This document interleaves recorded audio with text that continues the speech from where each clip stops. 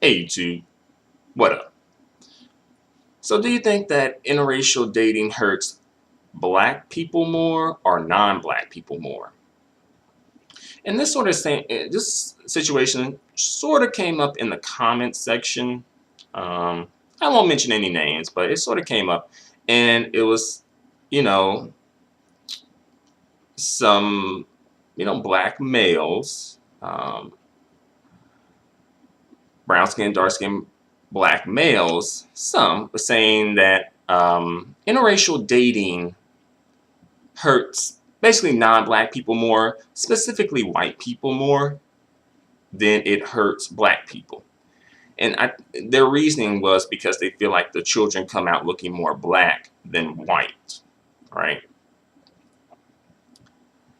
And some people argue that make so many arguments like the black gene is dominant, right? Even though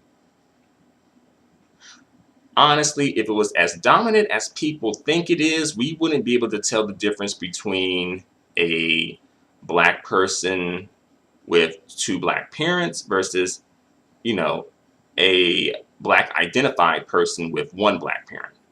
I'll put it that way, right? We wouldn't be able to tell the difference, right? If the black gene was really that dominant, right? But also, I think people's definitions of blackness tend to be very wide, where it's like blackness encompasses so many different spectrums versus saying that, okay, blackness, starts at 100 and ends at like uh, 80%, you know. And then some people have argued that, interracial dating unions or whatever, they hurt, the black community because some people feel that the children go off and procreate and have relationships with white people or non-black people, thus sort of erasing blackness in a way, right? And then some people are like, black people will never be erased, right? Yeah. So it's no big deal, really, right? you know. But I'll tell you what I think. I personally think that, black people, it seems like black people win when it comes to interracial dating because the child or the, offspring of the union is considered black. So it seems like, okay, if this happens, then it's just procreating more black people, or it's creating more black people, you know. But people kind of fail to take into account the colorism aspect that comes into the community once you start, expanding not the option, but expanding the definition of who's black, right? At this point, some people are saying that, Halsey is a bona fide black woman. Halsey is like kind of like an up and coming singer. She is of mixed race parentage. She has a white mom and I believe a biracial father. Some people are saying that he's biracial. All right, and she came out white passing, and some people, I, I tend to think that brown skinned, dark skinned men are leading the charge on this. You know, saying that no, she's just black, just like everybody else, right? Until she doesn't prefer them. then then they're gonna flip the script. She ain't gonna be no black queen no more after that. It's just they like, hey, if we put you on, you gotta let a nigga get on. You know how that goes. It's just it kind of happened with Halle Berry to an extent, honestly. You know. Um, but yeah, I think people who think about this and feel like it's not hurting the black community may be a little simple-minded about this because I think it does hurt the black community because white people have set it up where it's like, okay, this offspring is not going to be able to come into our community and upset the structure of it.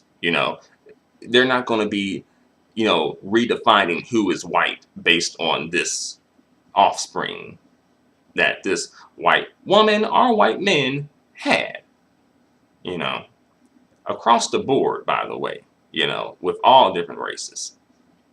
But black people, they, don't really seem to be following suit with that, and understandably, because, we do have like a history of like the one drop rule and slavery and oppression and, not being in a position to kind of like dictate who's black and who's not black, you know.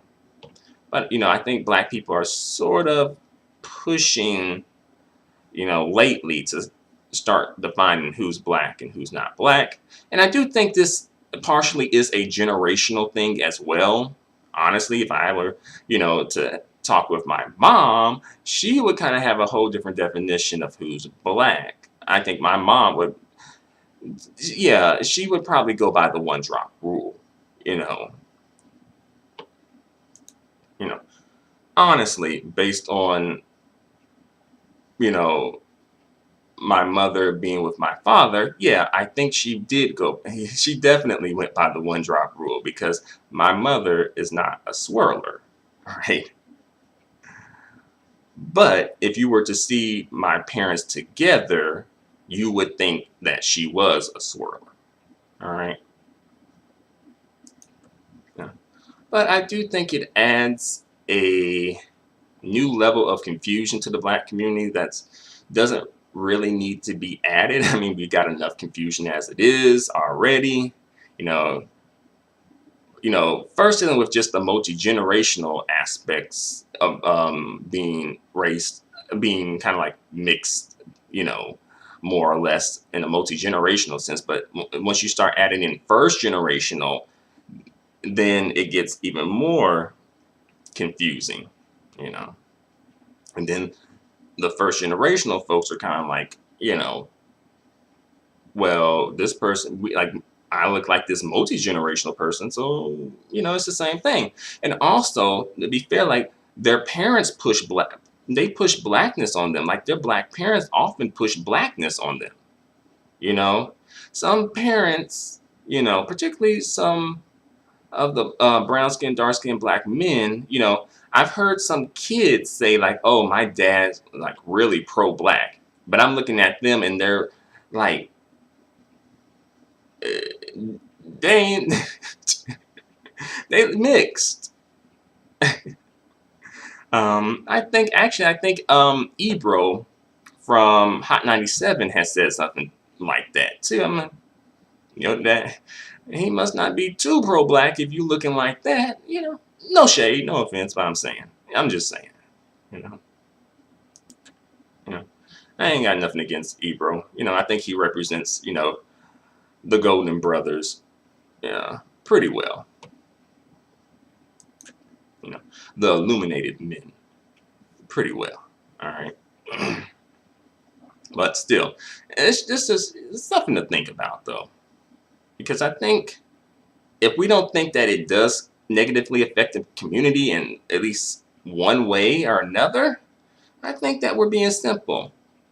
To flip it around, do you think that interracial dating helps the black community in any specific way?